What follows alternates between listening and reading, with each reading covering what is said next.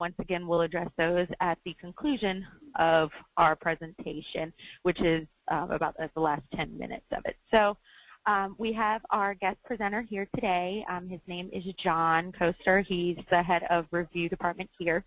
And I'll let him go ahead and give you a little bit more information about his background, as well as let him get started on this webinar. So John, are you there?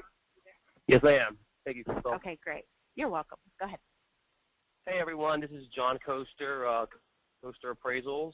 I am head of quality control for Coester Appraisal Group. To give you a little background about myself, I grew up in the appraisal business. My dad was in appraising for over 40 years, and I am a licensed certified appraiser as well. And as of right now, we can get this webinar started.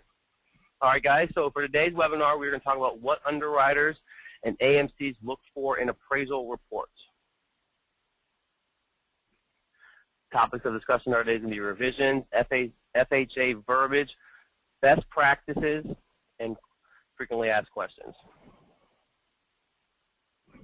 Today we're going to start with appraisers' life for 1 year.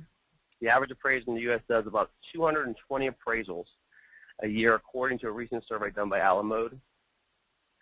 Based on the internet numbers, we have found that out of 220 appraisals, 68% or 150 will have some type of revisions by the lender or us. Average appraisal takes approximately 4 hours to complete. The average revision takes around 45 minutes to complete from end to start. Responding and receiving email calls takes around 5 minutes. Finding the information takes between 5 to 30 minutes. Opening forms of software takes about 5 minutes. Making corrections takes about 5 to 10 minutes as well. And printing the PDF uploading takes around 4 minutes. Time for revisions, 150 revisions equals 45 minutes. It's 155 minutes per year on revisions, or 3 complete work weeks, responding to things that could have been avoided, and that's what we're going to cover today on how we can avoid these revisions requests. We took a survey out of our revisions, and here you can see that these are the most common revisions that we get. FHA is 22%. Typos is 9%. The question marks for green are comments that are revisions that appraisers wouldn't know.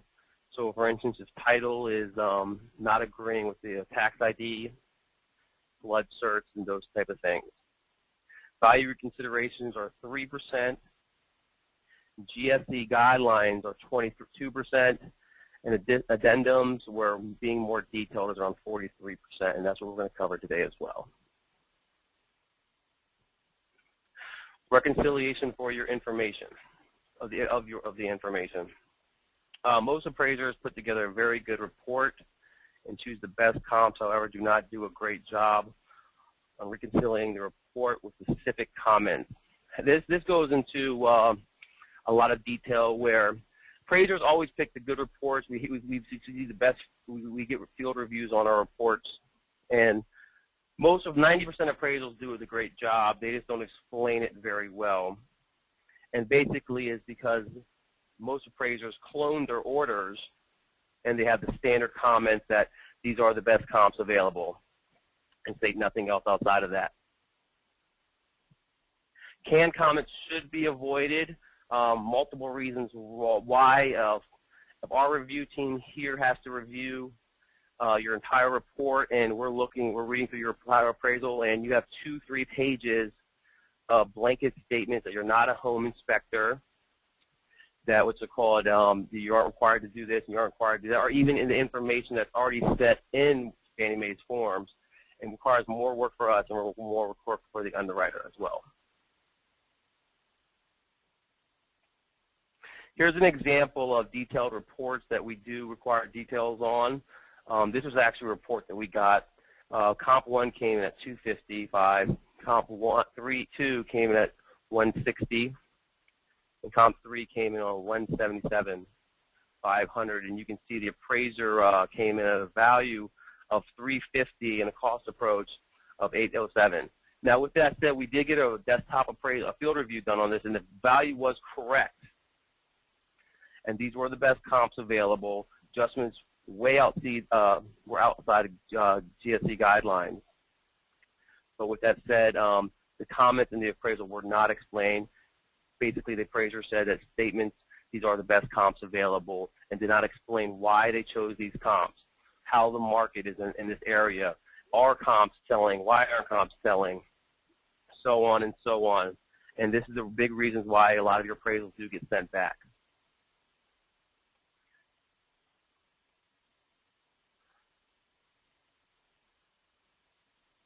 Now we're going to move on to FHA verbiage.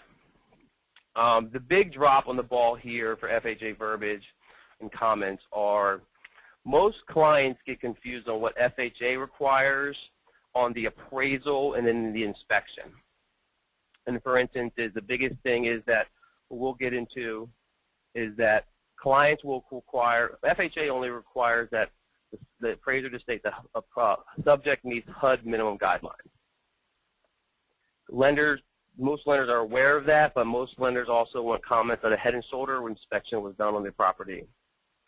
Verifying if well and septic meet FHA guidelines. It's not the appraiser's job to do that, but it is required by the lender to get that information. If they're going to require the appraiser to do that, and the appraiser's fine to do that, that's fine. But we need to know that information up front, because most appraisers will go off what they think, what FHA requires, not necessarily what a lender requires or the AMC requires on their reports. Here's a comment on what some lenders require. This is an actual case study that we will send out to some of our appraisers, because some clients do require this. They require FHA case number, additional declining market, 2 comps within 90 days of declining market. No comparables can be over 1 year old. This is very common for FHA guidelines. Interior photos include bath, bed, bath, living room, dining room, kitchen, basement, private well and septic, if public, feasible, cost to connect. You need to comment on this. Now, does FHA require you to comment on that? No, but what's it called? Lenders do, because lenders are required to state that if it does meet FHA guidelines, and they will ask the appraiser to do so they don't have to get a well-inspected inspection done. Head and shoulders inspections, crawl space, attic. You are required to inspect that. You're not required to state that. That's where the ball gets dropped. Must label all photos. Must state subject meets HUD minimum standards. That's what is really required for an appraisal. On the appraisal, cost of repairs, so on and so on. You guys can see that.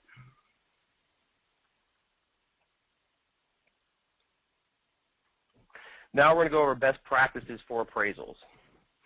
A lot of this goes into working with an AMC or a client and what makes it easy available for us. This kind of gives us, everyone working together, because if you don't like working with AMCs, or you do, we do give you guys work, and we love you for giving us great work. But please separate the invoices.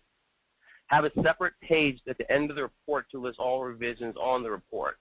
Now this is crucial, because the worst thing a reviewer or an underwriter wants to do is actually sit there and reread your entire report to find out the 5 revisions that they set back that you placed on separate pages, on page 1 and page 2 and then page 6. Removed all canned boilerplate comments. Again, this actually goes back to actually providing a credible report.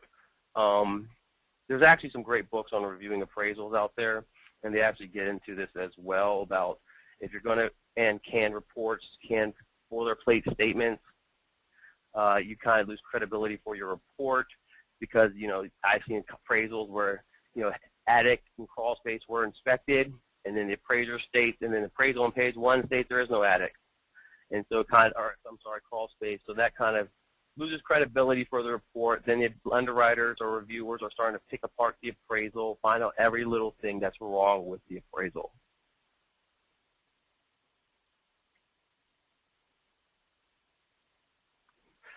This is also getting towards now best practice with AMCs again. Getting the appraisal schedule within 24 hours is extremely detailed and important for us. Reasons why is that we are an AMC client service based to the lender, and if we don't have an update for them, they move on to another process, or thinking that someone else isn't doing their job. And I think that's about it for right now. Any questions? All right, thank you so much, John, for that very, very informative presentation. We do have a couple of questions here that our lovely attendees have decided to send us, so I'm going to go ahead and start off with the first one. Hayden wants to know, I think you stated in the listing of the FHA requirements, something regarding the cost to connect. Hayden wants to know whether or not that's the appraiser's job or the lender's job to find that out. Well, the reality is, and there's a lot of links on the internet, or if you read it, it is the lender's job to figure that out. 110%, it's the lender's job. The lender is responsible to know the area that they're lending in, and FHA clearly states that. Now, with that said, how they go about getting that information is up to the lender. And so what a lot of lenders will do is they will go and ask the appraiser. The appraiser's already out there. The appraiser usually knows this information, so they're going to ask the appraiser so they don't have to go out and get a survey done or a well and septic inspection done on the property to figure this out. Or even just time consumption where they don't have to call the county and figure that out as well. So yes, the answer to your question is no, it's not your job. Best practices for that, if it doesn't take up too much time, I would do it because it's kind of industry standard where the appraiser does that. Gotcha. Thank you. And I guess that Janice wants to know information about, I guess, the requirements for crawl spaces, and if you have any further tips regarding what exactly it is that the lenders or AMCs are looking for regarding those. I mean, crawl space, 18 inches across. They want to make sure there's no dampness in the crawl space, and they want to make sure that that it does meet their requirements, that it is inspected. There's nothing. I'm trying to figure out the best wording for this. Can I see that question again? Sorry. Sure, that's okay. Janice wants to know whether or not there's any other tips that you can give appraisers in regards to what's required in terms of crawl spaces and things that they can add to prevent any further comments being made on those. Yeah, I mean, what you could do is be as detailed as possible. So if FHA, 18 inches across, you can state that in the appraisal. The more details that you have, Janice, is the better it is for everyone. We like to do is most times have our appraisers take pictures. I'm not necessarily saying if you forget to take a picture, we're not going to send you back out for that. But it does show, it gives you an idea of what the crawl space looks like, what the appraiser saw, that you actually inspected it. And the reason why we started that was one of our lenders required that. And we figured that was good practice for us. We're going to be out there inspecting it, and you might as well take a picture. Great. And Janice follows up with another comment. She says, do you have to physically crawl into the space to do that? You need to do a head and shoulder inspection, so your head and shoulders need to be in there. Yeah. Okay. Okay, great. And Dan wants to know, to what degree of accuracy is an appraiser held to in regards to fees to hook up public utilities? I can't answer that question to a 100% degree. You're not held responsible for that. It's not your job. It's an estimate. It's just like when you're doing a cost to cure. You're not a builder. You're not going to when they escrow this in, they're not holding you responsible where you're actually legally held responsible for this. So there is no term of where you're actually held responsible and you could get legal action done towards it. So that you aren't. They would just like to know when they escrow and they put in the loan doc. Okay, great. And Kenneth wants to know if appraisers are required to open windows during an FHA appraisal. I'm guessing to test the stability of that, maybe. Yeah, you are. You are testing. You are there to make sure that the windows can. I don't know if you're supposed to open the windows, but if they are locked and there's a safety issue, we've ran into problems with that. So yes, base practice, yes, you should. Okay, great. And Tammy wants to know, when you speak about the quote-unquote boilerplate comments, she wants to know whether or not that includes disclosure statements, et cetera, et cetera.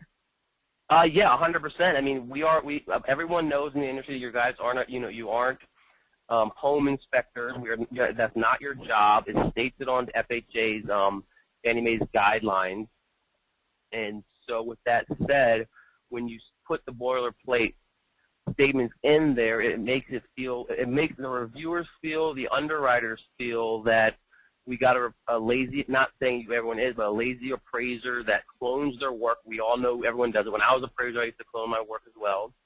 But it makes you feel like you really didn't start from scratch up. I mean, the best scenario I could use is if you're doing commercial work, if you have any commercial appraisers on here, or very serious commercial work, is that you have to start, or even very serious high appraisals where Fannie Mae form is not going to work and you have to create your own form.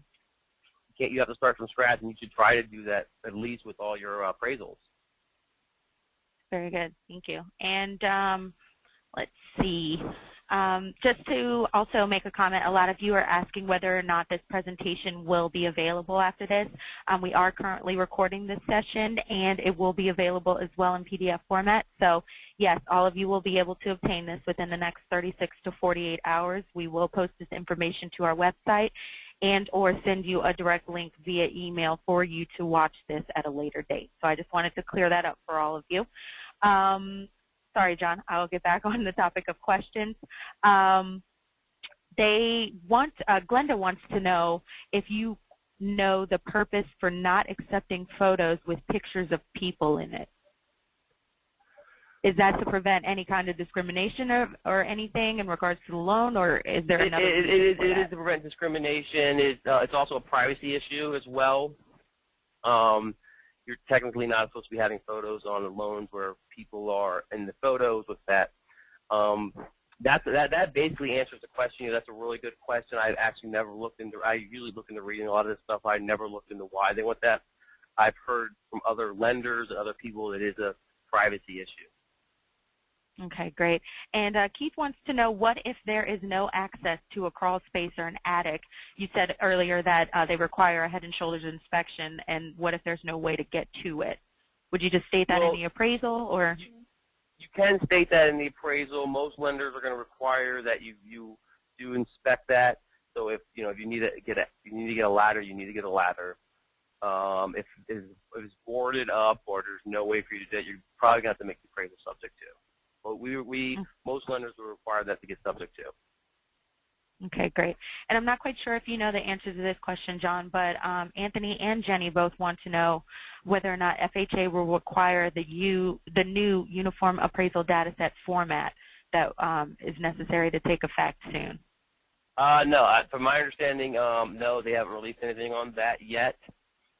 Fannie Mae has, and from the past experiences, if Fannie Mae is going to do it a year later, FHA will. As of now, gotcha. No. Gotcha. Okay, great. And let's see. There's a lot of people here, so bear with me while I file through these questions. James wants to know whether or not you can touch on the requirements for lead-based paint abatement, I guess. Okay, yeah, I mean, does he have a little bit more of a detailed question on the lead-based paint? I guess he just wants to know what they're looking for. I guess FHA requires, I guess, what they want to know in the appraisal, what you can state about lead. Anything after 1978 with chipping paint, any type of, if the paint looks old and it feels that, it hasn't been redone, it's not an updated house, you should require that. So the appraiser should comment that, that the paint is old and it could be hazardous to someone's health by lead-based paint. Okay. And David wants to know, he says that FHA does not have any requirements for distance. He wants to know if a comment is required for comps over 1 mile from the subject. Well, Fannie Mae, FHA goes off Fannie Mae's guidelines, and Fannie Mae, is 3 miles, under 1 mile urban, under 3 miles suburban, and under 7 miles rural. With that said, I see a lot of appraisers for some reason always commenting on the 1 mile. I've never read that anywhere in 1 mile. I've always read suburban is 3 miles, rural is 7 miles, and urban is under 1 mile. And anything outside that, it does need a comment. Great. And I know another appraiser was asking earlier if you have an example of an appraisal, I guess, addendum or comment section that shows the perfect scenario in which the appraiser has fully included all comments that underwriters or AMCs would be looking for that would prevent it being bounced back for any revisions. Do you have anything like that? Yeah, I mean, I can send that to you in a personal thing. With that said, for FHA comments on what you're going to want to do is for FHA comments, you're going to want to either A, find out what the lender or AMC is requiring, because like I said, HUD requires one thing and the lender requires anything. When I talk to appraisers, I always say, USPAP doesn't require photos, but guess what? Fannie Mae does. So this is what we need to do when we're doing a Fannie Mae loan. So if you're going to you can have your boilerplate statements for Fannie Mae or FHA comments where you can put the comments about, you did a head and shoulder inspection on the crawl space. Well and septic does meet Fannie Mae's and FHA's guidelines. Most appraisers don't know that Fannie Mae requires comments on what's it called, the well and septic, or the well, if public water is available or not, and then how much it would cost. And if you put all those boilerplate statements in there that we showed earlier in the screen, you'll be 100% fine on appraisals. Great. And while you bring those up, John, there's another question from Salvatore. He asks, are there any disclosures that are not on the standard form that you would recommend that appraisers include to the addenda for their protection? Off the top of my head, no. My professional opinion on this, and I want to say this because I've done a personal appraisals myself. I've probably reviewed thousands and thousands and thousands of different appraisals by thousands of different appraisers, and the chances of you really getting sued, it's really hard because it's a matter of opinion. A, and B. The report that Fannie Mae basically states itself that your information that you're given on the report you believe is available is accurate. So the information that you're using is already covered. You're not a home inspector, so you don't know 100% the condition of the property. And so the chance of you getting sued on these appraisals, unless you are blatantly doing something wrong, that you're doing, the chance of you getting sued are very slim, and it just realistically discredits your report when you put the blank statements in there. So I could recommend to one person, don't put one blanket statement in there. You need to be new. Every appraisal needs to be new. Okay, great. And I know a lot of people are asking about the statement you made earlier about it taking 4 hours to complete an appraisal.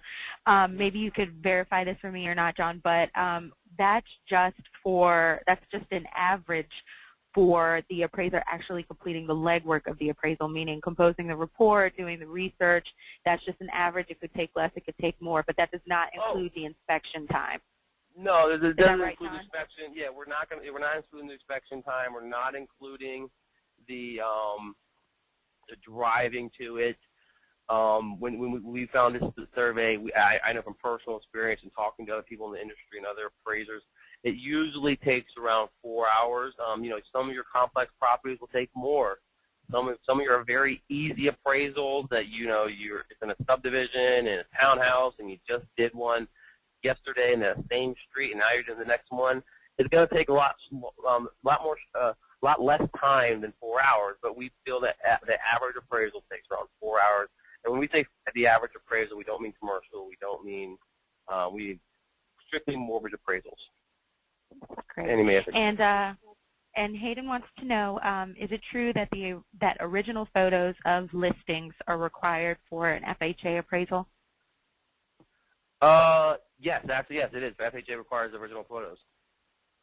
Okay, great. Of the listings as well? Yeah, everything. And you need that. If you're going to put in the appraisal, yes. Okay, great. And we have a few more minutes here, so I'm going to grab a couple more questions. Let's see. Bear with me for a moment. Sorry, guys, I'm getting a lot of questions here. There's over 400 of you in attendance, so bear with me. Okay, David wants to know what comments are acceptable for distances, I guess distance from the subject if they're over a mile away or more. What boilerplate comment do you think they should use that would summarize it best? I mean, if you're going to use a boilerplate comment for that, and that's very typical, what you want to do is you want to address that you're aware of this. So most appraisers state, and that's where we want to get away from the boilerplate comments and what's it called, and not, the boilerplate comments are more for the fact that, yeah, I'm not a home inspector. Yeah, we know you're not a home inspector. We ordered appraisal. But the boilerplate comments that you want to make for distance is more based on that you are aware of what's going on. You are aware of your comparable sales. You are aware where they're located, and you are aware of what Fannie Mae or FHA guidelines state, and that the reasons why you had to choose these sales. So the best thing we see is when an appraiser goes, I am aware of Fannie Mae's guidelines, and due to that, and I'm aware that these comparable sales are further in distance from what Fannie Mae and FHA requires, but the reasons why blank. And that's reasonably fine. But the problem is when you go comps are more than 5 miles away from the subject, then you're on to your next statement. Yeah, I'm aware the comps are more 5 miles away. I can see it in the report. Please explain why. And that's where we need to know. A lot of appraisers will put comments on one section and then another section, and then when you talk to them on the phone, if you, like, for instance, if you had, like, a lot of appraisers will put that comment about, comparables are more than 5 miles away. Okay, I understand it. And the neighborhood characteristics are scattered lands, vacant land, and that would be a reason why. That makes sense, but I'm not going to sit there and put everything together and figure out why, because I don't know if that's true or not. But when I talk to you on the phone, you explain it that way. Well, you need to put that all the reasons why. So it's basically like painting a picture of just this area, the market, and the value. So if comps are going to be scattered throughout 5 miles, we need to know why. If vacant lands are a reason, that's 100% okay. Please say that why. Okay, great. And John, if you could do me a favor and bring up that last slide that has your contact and our contact information for them. That's stated right there. If you all have any more questions, we're going to address one more because we're pretty much out of time right now, but we'll leave that up for you just in case you have any additional questions that are specific. You can send them to John and he'd be happy to answer them for you. So John, here's the last question we got here from Travis. It states, if there are FHA deficiencies, are we required to make the report subject to? And if so, is there a reasonable cost cutoff point to where the subject fails the minimum FHA requirement? Oh, yeah, $10,000, I believe it is. And right now, from my understanding, FHA just announced that subject to should only be on safety and foundation problems. So with that said, if lead-based paint might not require, that's a safety issue, but it's not a foundation issue, you're not going to need it subject to. You're going to need it as is. So anything wrong with the foundation will be made subject to. We actually work with a client that works directly with HUD, and this is their guidelines, and it's strictly from HUD. Okay, great. And just to wrap everything up, thank you so much, John, for all your help and expertise. Hopefully everyone took away something with them today that they could use in the future. Just to let you all know, we do have our next portion of the 3-part Appraiser Boot Camp on June 29th. That's a Wednesday from 4 to 5 p.m. And the topic is understanding FHA appraisals. So a lot of you who didn't get your questions answered, please come back and we'd be happy to address it in that session as well. So John, do you have any final words for anybody? No, good luck, guys, and we're here to work with you just like you're here to work with us. Great. Thank you all so much for attending. Have a great day.